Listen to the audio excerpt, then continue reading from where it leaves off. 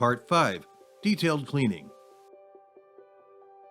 If you are still experiencing specific issues such as repeated paper jams or streaked or low-quality images that are not resolved by a regular cleaning, a detailed cleaning may be in order. Before proceeding, make sure the scanner is powered off and disconnected.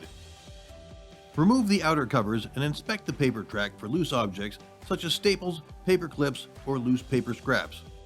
You can clean the paper track with compressed air, always blowing from back to front to eject the most debris. Carefully clean the image sensor glass on either side with an alcohol wipe or a digital check cleaning swab. Always be sure to wipe the glass first before moving on to the other areas around it. The rear cover contains the endorser felt pad that collects excess ink. This pad can be removed and replaced if it's become saturated. With the pad removed, wipe the rear wall of the scanner around the ink pad opening and replace the pad when you are done.